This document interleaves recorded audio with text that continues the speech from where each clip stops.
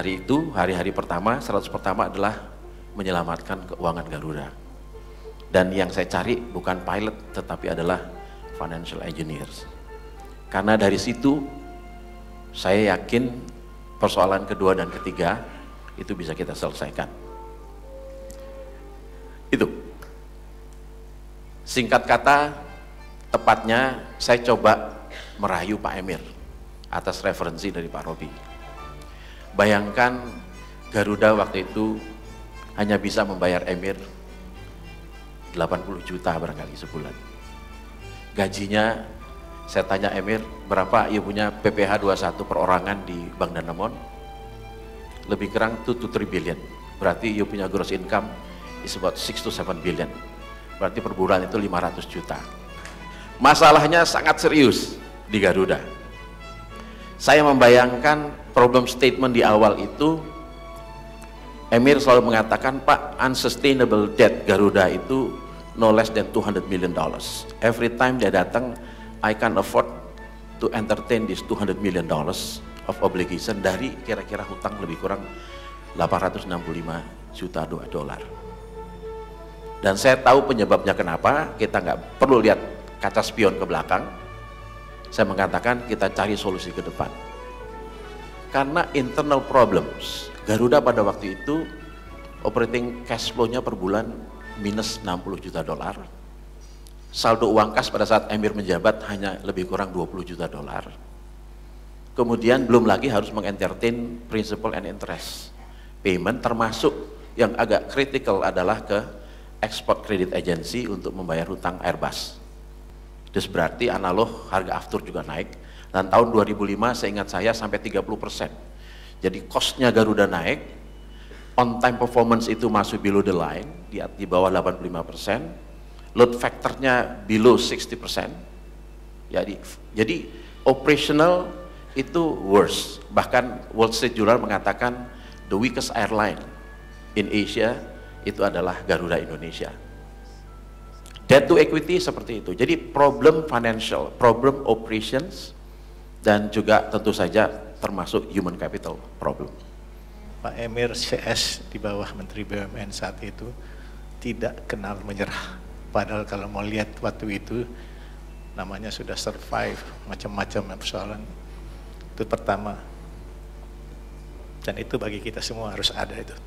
Tekad itu tidak kenal menyerah. Yang kedua, ada kata rela berkorban.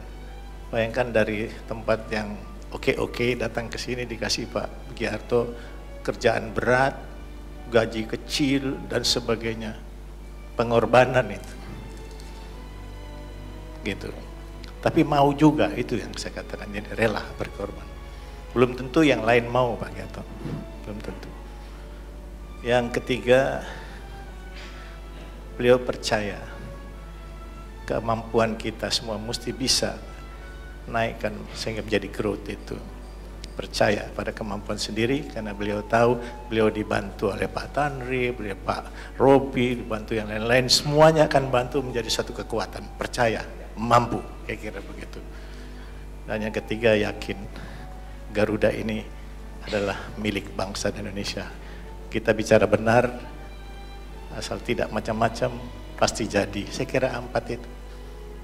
Bapak Ibu sekalian, ada satu alinea yang saya tulis dalam buku ini dan ternyata dicoret oleh Pak Emir Sattar, tidak boleh katanya. Takut menyinggung perasaan banyak orang. Yaitu di situ pernah ada statement dari banyak orang yang disampaikan kepada Pak Emir bahwa ternyata pada waktu kita naik Garuda Indonesia di zamannya Pak Abdul Ghani, Pak Robi dan saya, Pak Emir, tidak ada pramugarinya. Ini sungguh menyesatkan. Dan mereka semua menjawab, mengatakan yang ada adalah emaknya pramugari. Kalimat itu diucapkan oleh banyak orang dan ketika kita tulis dicoret oleh beliau. Sekarang saya buktikan kepada Anda, padahal kalau Anda naik airline Eropa, Anda kan tahu persis, Amerika juga, itu bukan emaknya lagi, neneknya itu. Ya, karena unionnya begitu kuat, ya. Hari ini kita buktikan Pak Emir punya yang cantik-cantik. Bu Rina, saya mohon izin ya. Betul Pak Emir ya? Boleh panggil izin. Betah nih kerja di Garuda nih. Ayono, how old are you now? Same, 25 years old now. 25. Kalau muda mau ngaku, kalau coba tanya ibu-ibu di sini, nggak mau jawab nih berapa umurnya, nggak mau mereka dirut. Kurang ajar Pak Renald nanyain umur katanya ya, nggak boleh katanya ya. 25. Okay, do you understand what I'm saying? Why I'm talking to them?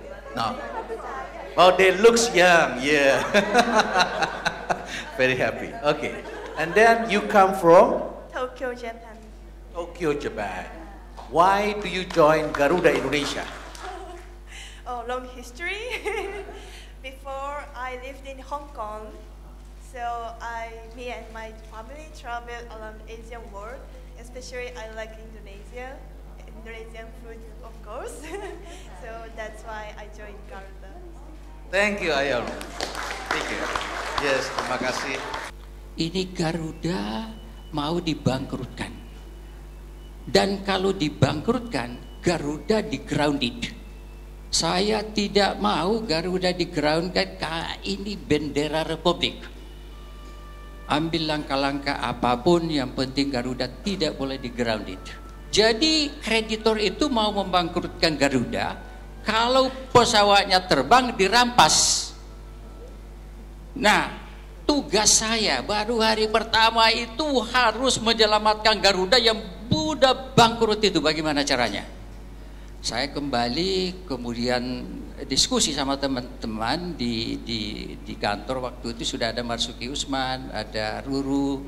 Saya mengatakan begini, kesimpulan saya harus ganti dirutnya.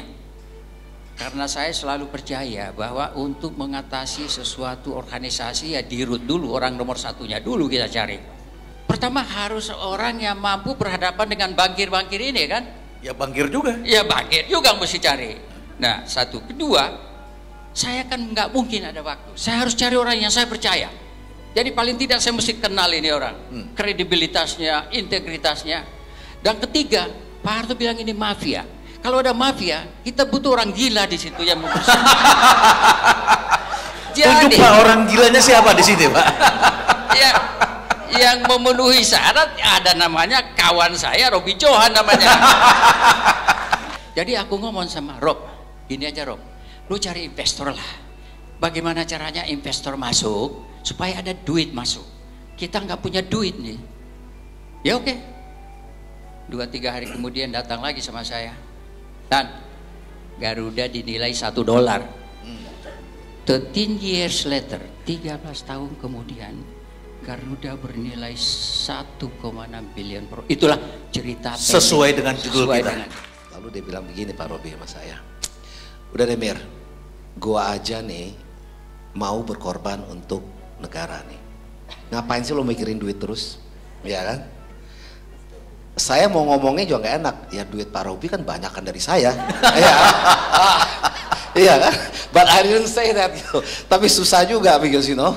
Jadi akhirnya I called my wife, ya. Akhirnya I accept the job. At that time, even my family, my mother, my brother segala macam, nggak don't know about it. Actually, I consulted one of my brother, which is over there. Yeah, he was the ambassador of di Praha, Pak. I asked him because dia yang lebih tahu mengenai birokrasi, ya, Pak. Jadi, how birokrasi and everything. And finally, I accepted. I didn't know what the salary was. Saya juga nggak tahu allowance-nya berapa, dapatnya apa. When my wife asked, saya bilang I don't know. I don't know. Tanya Pak Robi. Pak Robi juga apalagi? Nggak tahu juga.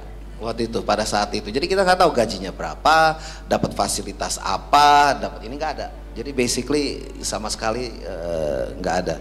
Bapak Ibu sekalian, itu adalah masa-masa di era awal ketika bersama dengan Pak Robi, Pak Gani. Setelah itu kan Anda dicalonkan menjadi dirut, tapi situasi berubah dan baru balik kembali setelah situasinya malah lebih pahit. Asetnya sudah turun, kompetisinya begitu besar, reputasinya lagi terganggu, banyak kejadian, ya, dan sebagainya. Kenapa Anda mau kembali? Kalau nggak salah lagi jadi wakil dirutnya Bank Danamon, ya? Oke. Waktu itu menterinya Pak Sugiharto, ya, Pak Sugiharto. Waktu itu yang ngasih relay message ke Pak Sugiharto ke saya adalah Pak Gatot Suwondo. Jadi saya wakil dirut di Bank Danamon, Pak Gatot dulu direktur Bank Danamon. Lalu beliau bilang sama saya, Mir, Pak Gatot sekarang Bank BNI. Bank BNI sekarang. Dia bilang, Mir, lo dicari lo sama Pak Sugiharto. Bener Pak ya? Kenapa? Gue nggak ngerti deh, kali bantuin apa deh. Lo, ya kan kita dipanggil Pak Menteri, menghadap dong langsung kita ke Pak Menteri. I think Pak Sugiharto mungkin konsultan Pak Robi juga. Karena decision saya itu sama juga. Ayo sekali-sekali kita bantu negara dong. Hanya yang saya minta Pak Sugiharto waktu itu adalah 3 hal. Pertama, saya bilang Pak, untuk rute kita terbang kemana, yang mana kita tutup, mana ini, kita minta pemegang saham nggak involve. Karena saya ingat dulu Garuda kan kalau misalnya presiden terbang ke negara, besoknya kita disuruh terbang ke sana gitu. Iya kan? Itu satu. Walaupun penumpangnya nggak ada di sana. Nah, jadi saya ingat itu. dia pernah ngomong nih, Darwin itu lebih banyak buayanya daripada manusianya. Kenapa gue harus terbang ke Darwin katanya? Jakarta Darwin. Dan itu terbukti pemerintah committed. Kalau nggak salah waktu itu zaman Pak Yusman Pak ya, premiernya Northern Territory datang khusus minta Pak Yusman bilang saya untuk buka kembali Darwin. Nah saya bilang ke beliau, saya bilang Pak, antara buaya sama orang banyakkan buayanya di sana Pak. Dan penduduknya itu grow-nya hanya nggak sampai 2%. Dan we've been losing money. Beliau komit, beliau ya udah. Unless pemerintah Australia mau subsidize every month, I don't mind. Nah terus saya bilang juga, Qantas aja nggak terbang antara Jakarta ini, ngapain kita gitu. Nah ini yang terjadi.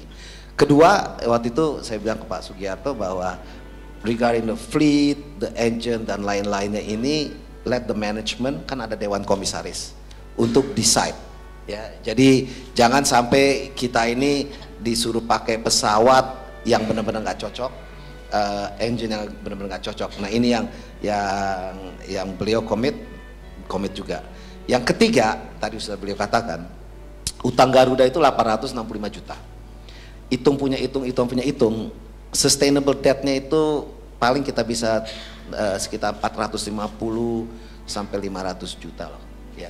Jadi I have to raise about 300 to 350 million US dollars. Saya minta ke beliau, saya bilang, Pak, saya minta kira-kira diinjek PMN kurang lebih 300-350. Nah itu yang bilang, nah itu susah Mir. Dia bilang, I can only go probably up to 100 million. Sisanya, why don't you try to list the company, get the funding from the public, ya. Nah ini ya. Jadi that was the plan yang dilakukan sehingga apa namanya I took the job, kira-kira gitu. Pengamatan saya mengatakan bahwa luar biasa prestasi yang dicapai Garuda. Kondisi Garuda saat ini adalah kondisi yang tidak pernah dicapai Garuda sebelumnya. $1 billion company itu sebetulnya kuncinya, key-nya itu adalah the trust factor. Saya cerita sedikit adalah bagaimana terjadinya trust antara saya dengan Tan Sri Abeng dan bagaimana terjadinya trust antara saya dengan Emir. Cerita dulu Tan Sri Abeng. Tan Sri Abeng mengatakan pada saya, Rob, you go and do whatever you want to do, I will support you. Ini kan berarti bahwa dia percaya sekali sama saya. Dan saya kemudian percaya sama dia karena dia mengatakan I will support you. Jadi ada trust relationship itu yang begitu baik. Satu contoh, tidak pernah ada umpamanya suatu keputusan yang diambil oleh Menteri BUMN Tan Sri Abeng yang lebih dari setengah jam. Kapal terbang kita kembalikan hanya kalau nggak salah 15 menit kita ketemu. 15, Tan Sri, ini kapal terbang ini harus dikembalikan karena diisi sampai ke sayapnya pun tidak untuk. Nah lu kembaliin aja katanya. Gitu aja, jadi nggak ada feasibility study, nggak ada segala-galanya, saya kembaliin aja udah. saya ambil kesimpulan, I will make the decision, you will take responsibility. Kan enak gitu kan. Kan enak, kan paling enak begitu kan. Saya yang ambil keputusan, dia tanggung jawab gitu ya kan. And that happens many times. It happens. Tanri proves bahwa kalau ada persoalan, he takes responsibility. Jadi trustnya itu luar biasa antara saya dengan Tanri. No, my trust dengan Emir itu that $1 billion itu bukan saya, bukan Abdul Ghani, itu mah Emir. He made that $1 billion company, but we trusted him. Mir, do whatever you want to do, you know. Artinya saya nggak berani mengatakan I take responsibility. Cuman, iya, memang pemimpin itu selalu harus curang, kalau enggak aja. Jadi tetapi I give him all the authority to do it. Jadi sebetulnya semua itu from day one itu sebetulnya Emir, ya nggak. But the only thing that I did is basically whatever decision he make, I watch him like a hawk. Betul-betul saya perhatikan dia, and I monitor him very closely gitu. Itu tugas saya pemimpin kok. Saya bukan manager. He was the manager, I was the pemimpin. Ya kan? So I give him all the authority. Jadi kalau ditanya who made the $1 billion, ya Emir, bukan saya, ya kan? Dan hadiahnya itu cucu saya namakan Emir, itu aja. Cucu saya cuma satu loh. Dan saya bilang, Mir, kalau lu nggak berhasil, nama cucuku gue ganti loh.